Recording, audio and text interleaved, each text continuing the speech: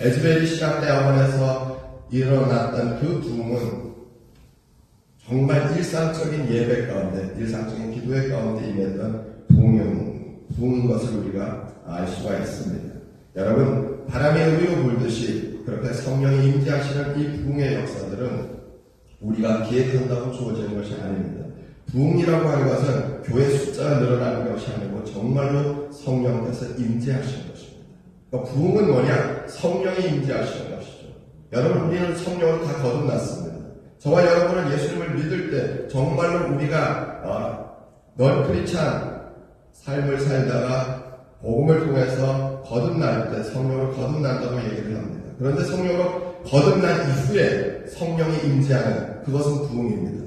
그러니까 무엇이냐? 성령으로 거듭났지만 이후에 성령이 다시 임하시는, 성령이 권능으로 임하시는 그것을 우리가 부흥이라고 얘기합니다. 그러니까 무엇이냐? 우리가 분명히 보혜사 성령과 함께 하지만 성령이 능력으로 임하시는 그 사건을 우리는 부흥이라고 얘기하고, 그 성령이 능력으로 임하실 때는 분명 목적이 있다는 것입니다. 그래서 부흥운동은 반드시 선교운동과 연결이 되었습니다. 은혜 받으면 성령의 능력이 임하면, 부흥을 경험하면 뭐가 되느냐? 이들은 나아갑니다. 그래서 우리나라에 왔던 언더우드나 아펜젤러 선교사나 알렌 선교사, 이분들은 다 그 20대 때 그 대학 캠퍼스에서 하나님의 그 임재, 부흥을 경험하고 성령의 능력을 그들이 받고 그들이 여호와의 그 날들을 자기들의 청년의 때에 이루기 위해서 헌신하여 열방으로 나아가고 조선 땅으로 갔던 것들을 보게 되었습니다. 여러분, 정말 성령의 능력이 임하면 견딜 수가 없습니다. 가만히 있을 수가 없습니다. 나 자신이 현재의 삶을 그냥 컨티뉴하는 것으로 만족할 수가 없습니다. 정말 성령의 능력이 임하면, 정말 부흥을 맛보게 되면 나는 뛰쳐나갈 수밖에 없습니다.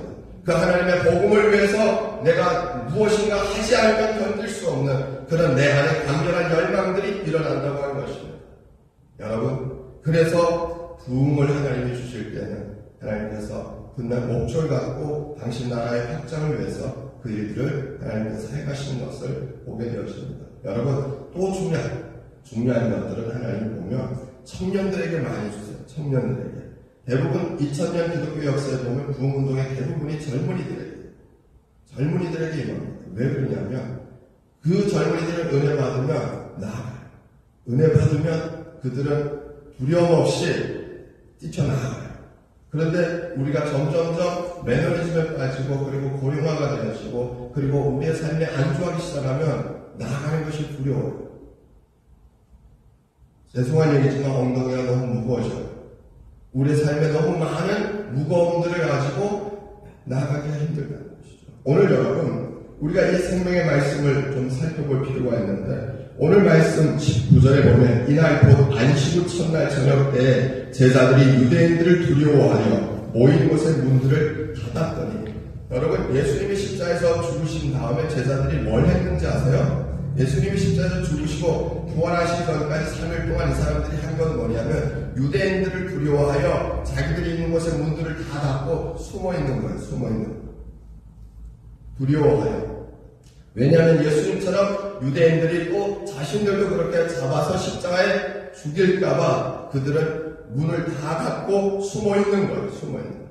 여러분, 여러분의 삶의 두려움은 무엇입니까? 여러분으로 하여금 여러분의 삶의 빗장을 그렇게 단단히 잠그고 여러분의 삶에 그렇게 함몰되어져서 그렇게 여러분을 두렵게 만드는 것들이 무엇이 있습니까? 우리는 일상의 삶 가운데서 늘 두려움에 사로잡혀 삽니다. 건강, 영역성, 또 우리의 일상의 비즈니스를 해가면서도 또 우리는 우리의 삶의 자녀 문제에 있어서부터 여러 가지 우리는 우리 일상의 크고 작은 그 모든 상황들 속에서 항상 여러 종류의 두려움에 노출되어 있습니다. 그리고 우리의 삶의 그 빗장을 단단히 채우고 계속해서 숨어있는 그런 믿음의 삶을, 그런 신앙생활을 하고 있지는 않은지 우리가 살펴볼 필요가 있습니다. 여러분, 분명히 이 제자들은 예수님을 믿는 사람들입니다. 그리고 예수님께로부터 3년 6개월 동안 훈련을 받았던 사람들입니다. 그런데 그들은 지금 무엇을 하고 있느냐? 그들은 두려워서 좀 숨어 있는 것입니다. 유대인들이 두려웠고 세상이 두려웠습니다. 여러분, 오늘 주님이 오셔서 하시는 말씀이 문들을 다 닫았다고 얘기합니다. 그리고 예수께서 오사 가운데 서서 이르시되 너희에게 평강이 있을지어다. 여러분은 부흥을 사모하십니까? 정말 여러분 가운데 성령의 강력한 능력이 나타나기를, 성령의 강력한 임재가 나타나기를 기대하십니까? 여러분, 기대하실 수 있기를 소망합니다. 정말로 기대하십시오.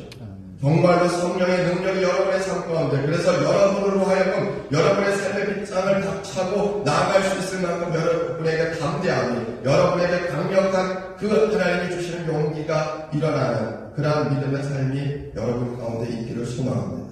아멘. 여러분, 지금 유대인들은 두려움에 사로잡혀, 아니 제자들은 유대인들이 자신들을 죽일까? 여러분, 유대인들이 제자들을 잡아 죽이려고 하는 것은 실제적입니다.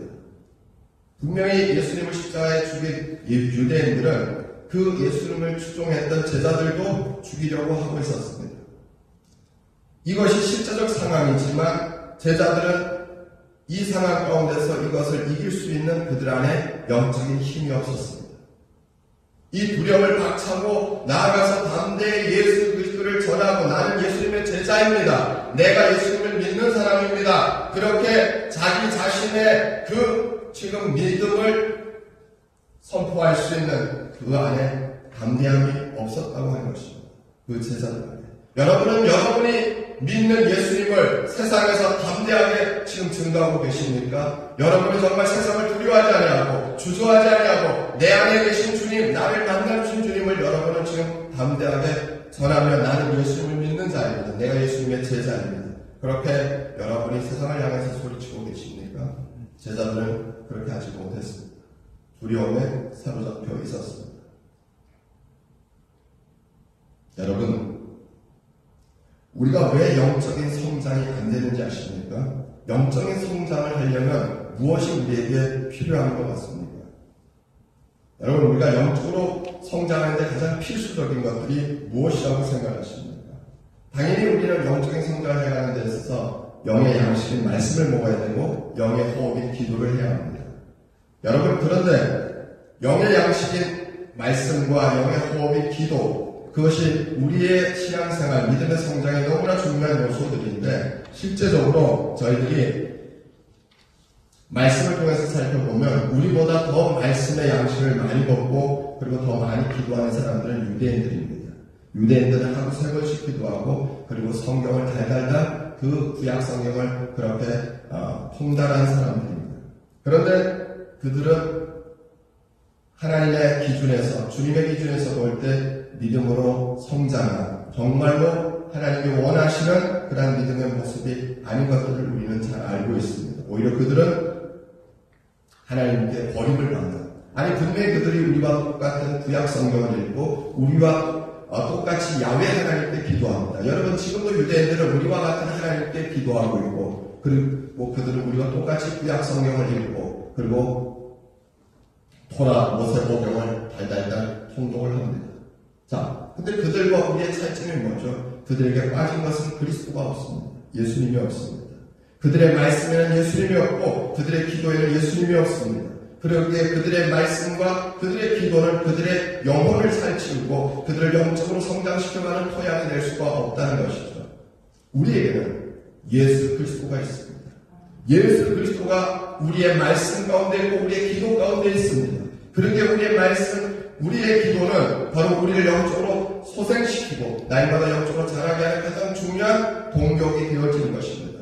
핵심은 예수 그리스도입니다. 예수 그리스도. 여러분, 왜 유대인들을 두려워하여 제자들이 숨어있느냐 하면 예수님이 떠나시고 십자가에서 죽으시고 나서 그 3일 동안 이들은 가장 예수님과 동행했던 3년 6개월의 시간들 가운데 가장 어둠의 시간에 그리고 가장 두려움의 시간에 사로잡혀 있었습니다. 주님이 떠나니까. 주님이 그들과 함께 하시지 않기 때문에 그들에게 두려움이 엄습했습니다. 여러분의 삶에 주님이 정말 함께 하신다는 그 믿음을 가지고 여러분은 살고 계십니까? 정말로 주님이 여러분과 함께 하신다고 하는 그 확신을 갖고 여러분은 지금 세상에서 담대하게 나와 함께 하시는 예수님을 선언하면서 증거하면서 살고 계십니까? 여러분, 우리가 예수님이 우리와 함께 하신다는 확신이 있다 그러면 나와 함께 하시는 그 예수님이 자랑스럽고 그리고 그 예수님으로 인하여 우리는 담대하게 세상에서 날마다 그 예수 그리스도를 증거할 수가 있습니다. 중요한 건 우리가 두려움에 사로잡혀 있다는 것은 다른 말로 하면 우리와 함께 하시는 예수님에 대한 확신이 없다는 것입니다. 바로 이 제자들은 지금 예수님이 그들과 함께 하시지 않는다는 것 때문에 두려움 가운데 있었습니다. 주님이 오셔서 이들에게 하신 가장 첫 번째 말씀이 뭐죠? 19절에 보면 예수께서 우상 가운데 서서 이르시되 너희에게 평강이 있을지어다. 평강이 있을지어다. 여러분, 예수님께서 이 땅에 오신 목적이 무엇입니까? 예수님께서 이 땅에 오신 목적은 당연히 십자가를 지시고 부활하시고 우리를 죄와 사망의 권세에서 건지시기 위하시고 그 구원하시기 위함입니다. 그러나 분명한 것은 예수님이 우리를 십자가의 그 죽으심을 통해서 죄에서 건지시고 그리고 그분이 죽음을 이기시고 부활하심으로 우리를 사망 권세에서 건지시는 그것을 위해서 오셨지만 우리가 놓치지 말아야 될 것들이 있습니다. 예수님께서 하신 가장 중요한 사역을 우리는 십자가의 죽으심과 부활에 초점을 맞추지만 실제 우리가 더 주목해야 되는 것은 예수님의 삶입니다. 여러분, 복음은 무엇일까요? 복음은 십자가의 죽으심과 부활로 끝난다고 생각하면 우리는 복음의 50%만 알고 있는 것입니다. 예수님이 만약 십자가에 죽으시고 부활하시는 것이 목적이라면 이 땅에서 3년 6개월의 공생의 사역을 하실 필요가 없으십니다. 바로 오셔서 십자가에서 죽으시고 부활하시면 됩니다. 그런데 우리가 이 땅에서 믿음의 삶을 살면서 주목해야 되는 것, 그리고 정말로 예수님과 동행하는 그러한 믿음의 삶이 우리에게 지속되도록 하는 데서 가장 중요한 것은 예수님의 공생의 사역 3년 6개월입니다. 이 사역이 사실은 복음에 있어서 너무나 중요한 또 하나의 핵심 부분입니다. 여러분, 예수님은 우리를 구원하셨지만 그분은 그보다 훨씬 더 많은 것들을 행하셨습니다. 예수님은 분명히 전략적 의도를 가지시고 제자들을 선택하시고 그리고 그 제자들을 훈련시키셨고 그 제자들과 함께 다양한 사역들을 하셨습니다. 그리고 훗날 예수님은 승천하시면서 제자들에게 그리고 그리스도인들에게 동일하게 당신이 3년 6개월 동안 이 땅에서 하셨던 그 사역들을 위임하시고 떠나셨습니다. 우리가 이 땅에서 살면서 가장 주목해야 되는 것은 예수님의 십자가의 죽으심과 부활이 아닙니다. 그리스도인으로서 예수님의 십자가의 죽으심과 부활로 본원에 되어지고 나서 그 다음에 우리가 해야 되는 것은 예수님의 3년 6개월의 삶을 주목해야 합니다. 그리고 그것이 우리의 모델이 되어야 합니다. 여러분, 우리가 거듭난 것은 그리스도의 십자가의 죽으심과 부활로 거듭나지만 그 이후에 살아야 되는 이 땅에서의 삶은 예수님의 3년 6개월의 공생애가 우리의 모델입니다. 그것을 우리가 초점 맞추고 살아가지 않으면 안 된다는 것이죠. 여러분, 예수님의 죽으심과 부활을 믿는 것으로 만족한다 그러면 여러분은 제대로 된 복음의 삶을 이해하고 계시는 것이 아닙니다. 여러분, 복음은 예수님의 삶도 포함이 되어 있습니다. 예수님의 삶과 죽으심과 그리고 부활과 승천과 재림까지를 포함하여 이것을 복음이라고 얘기합니다. 우리는 복음을 죽으심과 부활만을 얘기합니다. 아니에요. 예수님의 삶도 복음에 들어가 있고 그리고 그분의 승천과 나아가 재림까지를 포함하는 이것이 복음입니다. 근데 우리가 이 땅에서 살아가면서 가장 초점 맞춰야 되는 것은 예수님의 3년 6개월의 공생의 삶이라고 하는 것입니다.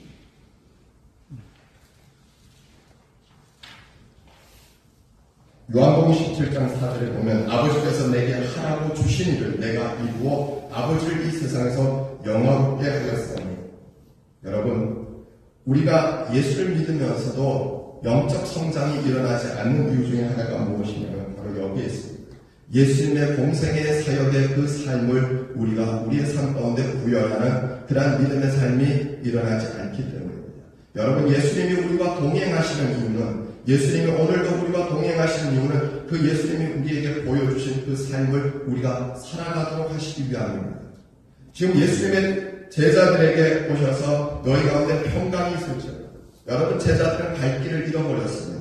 지금 두려움 가운데 사로잡혀 앞으로 나아갈 의욕도 상실했고, 그리고 우리가 지금 어떻게 믿음의 삶을 살아야 될지, 우리가 가야 되는 삶의 방향, 삶의 목표가 무엇인지를 상실하고 이들은 두려움 가운데 지금 숨어 있고 있는 것입니다. 여러분, 믿음의 사람들이 갈 방향을 잃어버리면, 믿음의 삶의 방향과 목표를 잃어버리면 두려움에 사로잡히게 되어 있습니다. 안타까운 것은 그들의 삶 가운데는 주님이 함께 하시지 않습니다. 우리가 지금 제자들이 두려움 가운데 있는 모습들을 보면서 우리가 삶 가운데 두려움을 경험하게 된다면 우리는 어쩌면 믿음의 사람으로서 우리의 갈 삶의 방향과 그리고 목표를 상실했는지도 모릅니다. 그리스도인들이 삶의 방향과 목표를 상실하면 세상에서 두려움 가운데 쌓이게 되어 있습니다. 제자들이 지금 그런 상황 가운데 있는 것들을 보게 되었습니다. 여러분, 오늘 예수님은 부활하신 후에 제자들을 먼저 찾아오셨습니다. 그리고 그들 가운데 평강이 없는 것을 보시고 평강이 있을지어다 말씀하셨습니다. 그러면서 20절에 보면 이 말씀을 하시고 손과 옆구리를 보이시니 제자들이 주를 보고 기뻐하더라. 여러분, 그 예수님께서 십자가에 달리신 다음에 그 흔적들을 제자들에게 보인 후에 제자들이 그것을 보고 기뻐했다고 합니다. 비로소 그들이 두려움 가운데 있다가 기쁨을 되찾게 되었습니다. 주님을 보면서 주님으로 인하여 그들이 힘을 얻게 되었던 것을 보게 됩니다. 여러분, 예수님을 3년 6개월 동안 따라다녔지만 막상 그들은 주님의 죽음 앞에서 좌절하고 그리고 절망하고 그리고 두려움 가운데 떨고 있었습니다. 그런데 주님이 그들에게 찾아오셔서 평강을 선포하십니다. 그리고 21절에 보면 예수께서 또 이르시되 너에게 평강이 있을지어다. 주님이 두 번이나 평강이 있을지어다 말씀하십니다. 얼마나 제자들이 두려움에 사로잡혀 있었으면 예수님이 두 번이나 평강이 있을지어다 말씀하셨습니다. 그러면서 하셨던 말씀이 21절에 보면 예수께서 또 이르시되 너에게 평강이 있을지어다. 아버지께서 나를 보내신 것 같이 나도 너희를 보내노라. 여러분, 갈 길을 잃어버리고 좌절하고 낙담하고 있는 제자들에게 주님이 하신 말씀이 뭐냐? 아버지께서 나를 보내신 것 같이 내가 너희를 보낸다 말씀을 하십니다. 여러분, 우리가 어떤 한 자리에 이렇게 머물러 있는 그것이 우리에게는 그나마 최선인지도 모릅니다. 그러나 분명한 것은 주님께서는 제자들에게 그 머물러서 두려움 가운데 그 숨어있는 그 상태에서 그들을 나가라 말씀하십니다. 나가라. 평강이 있을지어다 그러시면서 아버지께서 나를 보내신 것처럼 내가 너희를 보낸다 말씀을 하십니다. 여러분, 제자들에게 보낸다고 말씀하시는 이 주의 말씀이 오늘날 우리에게도 동일하게 적용이 되었습니다. 오늘도 그리스도인이라고 하는 우리를 주님은 보내십니다. 예수님의 제자라 칭하는 우리를 주께서 보내신다는 것이죠. 어디로 보내시죠? 세상으로 보내십니다. 보내십니다. 문을 닫고 나아가라. 문을 꼭 닫고 있는 그 제자들에게 문을 열고 나아가라 말씀하십니다. 여러분, 그러면서 하시는 말씀이 중요한 것이 있습니다. 22절에 이 말씀을 하시고 그들을 향하여 숨을 내쉬면서 이르시되 성령을 받으라. 여러분, 여기서 얘기하는 성령은 우리가 지금 성령으로 거듭남으로 예수님을 믿는 성령이 아닙니다. 이 성령은 우리가 부흥이라고 얘기하는 성령의 능력을 얘기합니다. 바로 부흥을 통해서 성령께서 임하시어서 능력을 주시는, 여러분, 그것을 바로 여기에서 지금 말씀하시는 성령으로 우리가 이해를 합니다. 여러분, 왜 성령을 주시느냐? 여러분, 예수님의 제자들 이미 예수님을 믿는 자들입니다. 이미 예수님을 주로 고백한 자들입니다. 이 사람들은 이미 성령으로 거듭난 사람들입니다. 그런데 이들에게 성령을 받으라 말씀하십니다. 왜? 이들을 세상으로 보내시기 위해서 이제 성령의 능력을 주시는 것입니다. 오늘날 예수 믿는 자들에게 왜 부흥을 주시느냐? 바로 우리로 하여금 세상의 두려움에 사로잡혀서 우리의 자리에 안주하며 우리의 일상의 삶에 매여서 그곳에서 그냥 예수 믿는 자라고 하지만 그렇게 하루하루 시간을 낭비하고 있는, 허비하고 있는 우리의 인생 가운데 찾아오셔서 성령의 능력으로 우리로 하여금 세상으로 나아가자. 세상으로 내보내시기 위해서 하나님께서 보혜사 성령을, 더 강력한 성령의 능력을 우리에게 허락하신다는 것입니다. 여러분,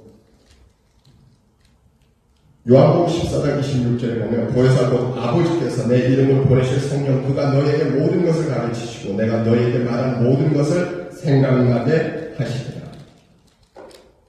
성령이 임재하시는 것은 결국 예수님께서 우리에게 가르쳐 주신 것들을 생각나게 하고 그것을 행하도록 하시기 위함입니다. 여러분, 성령께서 우리에게 오시는 이유는 주님이 우리에게 가르쳐 주신 것들을 생각나게 하고 그것을 행하도록 하시기 위함이라는 것이죠. 그래서 성령의 능력이 임하면, 정말 부흥이 임하면 나아가게 되어 있어요. 부흥이 임하면 우리는 세상을 향해서 예수 그리스도가 유일한 구원자라고 선언하며 그 예수 그리스도를 증거하는, 중요한 것은 주님이 오늘 제자들에게 성령을 받으라 말씀하시고 이 제자들은 그 성령의 능력을 가지고 세상을 향해 나아갑니다. 이 말씀 우리가 다 읽지는 않았지만 이 요한복음 20장 뒤에 보면 도마가 나와요. 예수님의 제자 이 도마가 동일하게 이 뒤에 예수님을 의심하다, 예수님의 손과 옆구리를 만져보고 그가 고백을 할 때 주님이 믿지 않는, 아니 보고 믿는 자보다 보지 않고 믿는 자가 더 복되다 하시면서 이제 도마에게 성령의 능력을 허락해 주십니다. 그런데 중요한 것은 도마는 예수님의 제자 가운데 가장 멀리 인도까지 가서 선교를 하게 됩니다.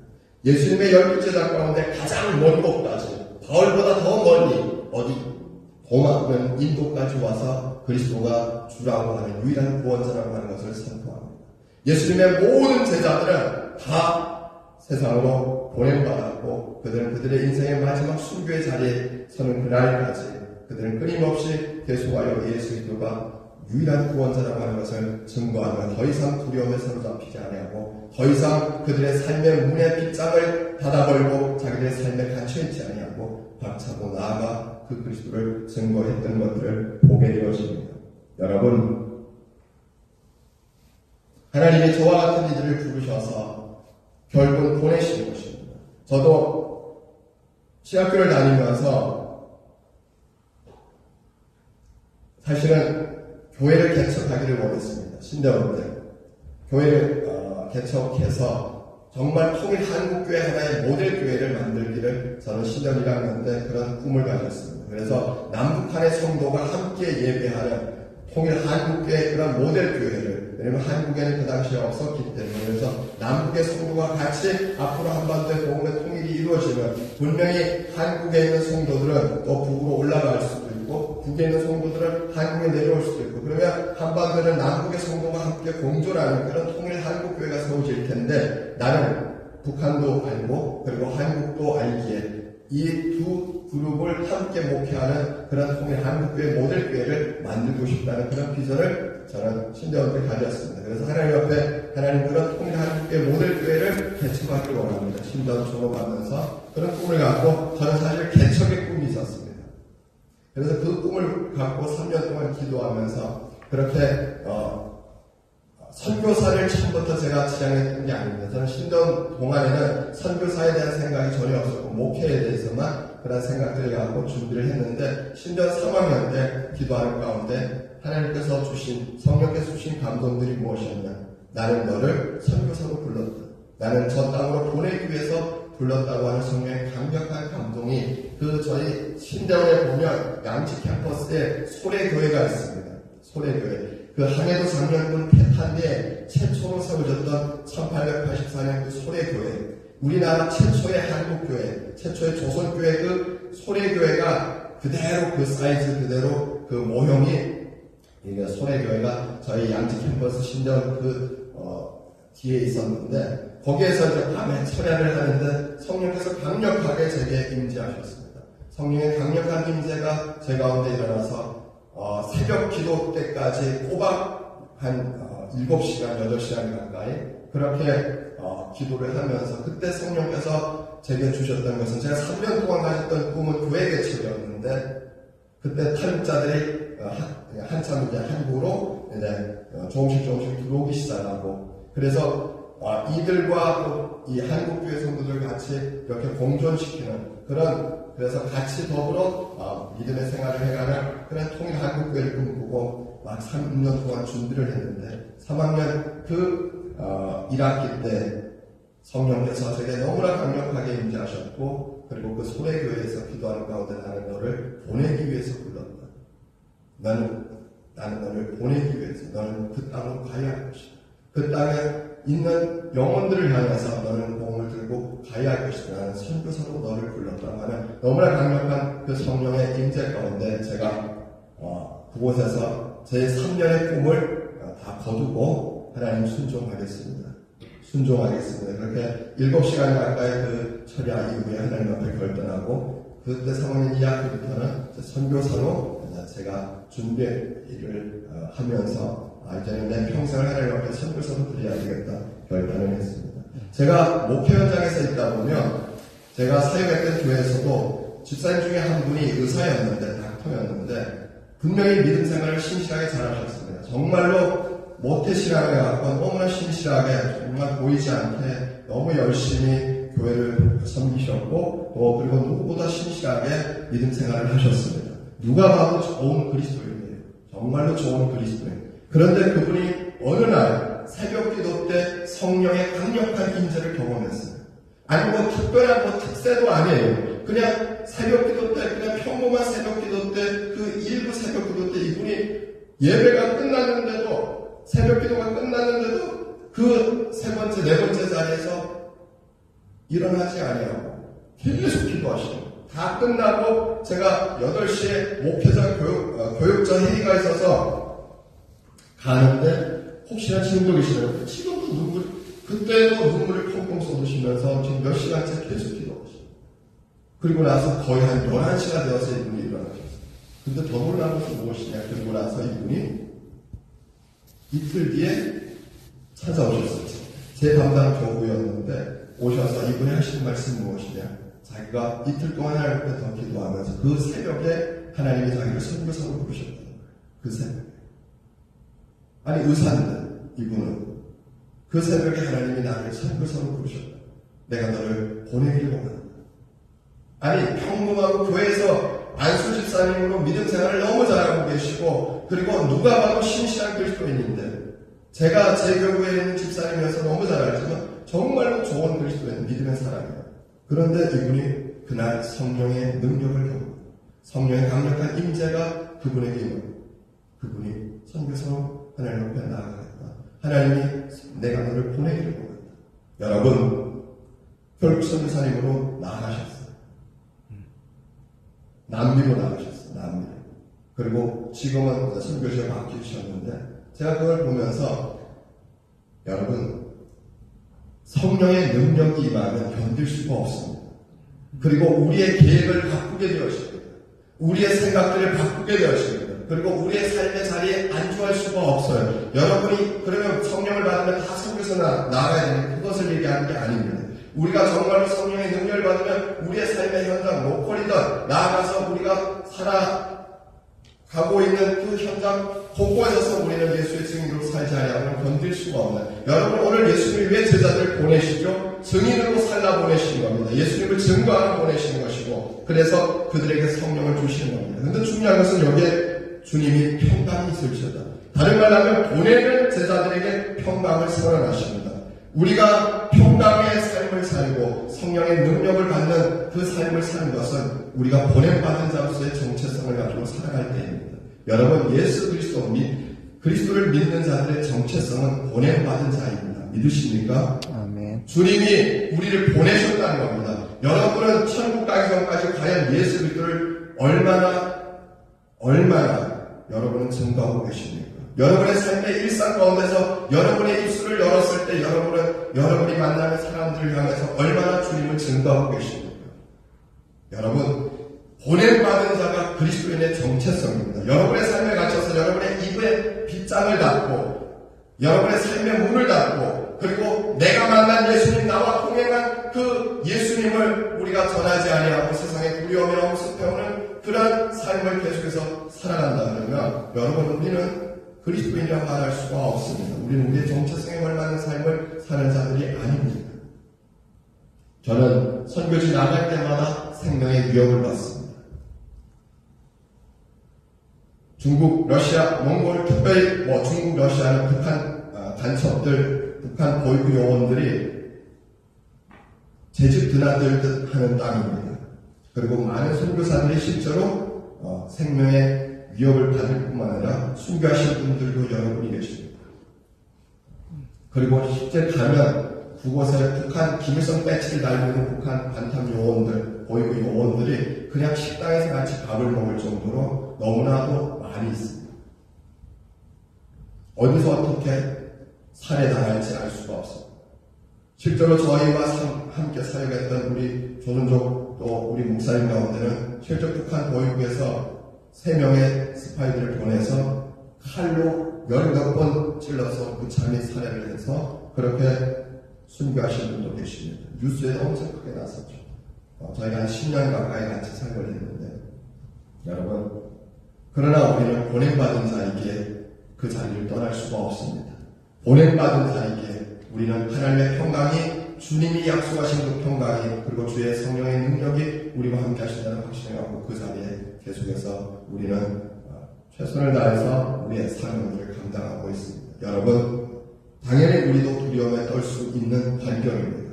그리고 그 두려움 때문에 우리는 그 길을 피할 수도 있고 그리고 그 자리를 지키지 않을 수도 있습니다. 그러나 주님이 우리를 보내셨기에 우리는 그 자리에서 주님이 우리와 함께 하신다는 믿음을 가지고 그렇게 가고 있습니다. 여러분, 주님은 보냄받은 자의 정체성에 걸맞게 사는 자들과 함께 하십니다. 여러분이 여러분의 삶에서 주님의 증인으로 온전히 살아가고 계십니까? 그렇다면 하나님의 평강이 여러분과 함께 하실 것입니다. 여러분, 마태복음 28장 19절 20절에 보면 주님이 분명히 우리와 약속하셨습니다. 내가 너희와 함께 할 것이다. 세상 끝날까지 너희와 함께 할 것이다. 그런데 세상 끝날까지 너희와 함께 한다고 약속하신 그 약속은 누구에게 주어졌느냐면 너희는 가서 모든 족속 제자 삼고 아버지와 하나님과 성령의 이름으로 세례를 주고 내가 너희에게 분반 모든 것을 가르쳐 지키게 하라. 여러분의 삶에 주님이 함께 하시기를 원하십니까? 아멘. 원하십니까? 아멘. 하나님의 평강이, 예수님의 평강이 여러분의 삶 가운데 계속하여 함께 하시기를 원하십니까? 하나님의 평강이 여러분의 삶을 지배하기를 원하십니까? 세상의 두려움이 아니라 하나님의 평강이 여러분을 지배하기를 원하십니까? 그리고 여러분의 삶의 성령의 능력이 함께 하기를 원하십니까? 그렇다면 여러분은 보냄받은 자의 정체성에 걸맞는 믿음의 삶을 사시면 됩니다. 여러분이 보냄받은 자, 여러분 그리스도인의 정체성은 딱 하나입니다. 보냄받은 자. 아버지께서 나를 보내신 것 같이 나도 너희를 보낸다. 안타까운 것은 제가 목회 현장에도 이렇게 있으면서 느꼈던 것 중에 하나가 뭐냐면 너무나 많은 그리스도인들이 평생 살면서 이 입에 문을 열고 예수 그리스도가 유일한 구원자입니다. 이것을 선언하는 걸 평생 한 번도 하지 않는 사람들이 너무나 많다는 사실이었어요.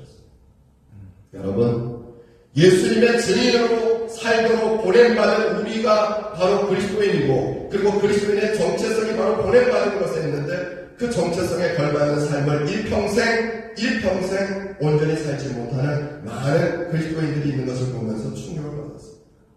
여러분, 저와 여러분은 때를 얻든지 못 얻든지 예수님의 증인으로 살아야 합니다. 때를 얻든지 못 얻든지 보냄받은 자로 내가 있는 직장에서 또 내가 있는 삶의 영역에서 내가 살아가는 그 삶 가운데서 내 이웃이든 내 주변의 직장 동료든 아니면 내가 만나는 누구든지 우리는 예수의 증인으로 살아가도록 그렇게 주님이 우리를 보내셨습니다. 그 보냄받은 자로 살 때만 하나님의 평강이 그리고 성령의 능력이 여러분과 함께 하신다는 사실입니다. 저는 선교 현장에서 날마다 성령의 은혜를 경험합니다. 선교 현장에서 날마다 하나님의 평강을 경험합니다. 하나님의 그 위로와 평강이 세상을 이길 수 있는 힘이 된다는 사실을 저는 필드에서 오랫동안 경험을 했습니다. 세상이 나에게 두려움과 공포로 다가올 때 그리고 그 세상이 계속하여 이 하나님의 길을 가지 못하도록 유혹하고 방해할 때도 하나님의 평강이 성령의 능력이 나와요. 그 길을 계속하여 갈 수 있도록 그렇게 동행하신 것들을 경험할 수 있었습니다. 저는 여러분에게 확신에 차서 말씀드릴 수 있습니다. 여러분 정말로 하나님의 평강을 원하신다면, 정말로 여러분의 삶 가운데 성령이 함께 하시기를 원하신다면 여러분은 보냄받은 자로 사시기를 축복합니다. 보냄받은 자로 여러분이 예수의 증인으로 그렇게 세상 가운데서 살아간다면 주님은 여러분과 함께 하십니다. 그런데 여러분이 보냄받은 자로 살지 않는다면 여러분이 아무리 주님이 나와 함께 하시기를 하나님의 평강을 아무리 구해도 그 평강은 주어지는 것이 아닙니다. 오늘 말씀을 통해서 그 하나님이 예수님의 그 말씀을 통해서 우리에게 약속하시는 평강, 그 성령은 반드시 보냄받은 자들에게 주어지는 은혜라고 하는 사실을 깨달으시기를 바랍니다. 아멘. 여러분, 오늘날 많은 그리스도인들은 세상을 두려워하여 문을 꼭 닫고 그 안에 갇혀 있습니다.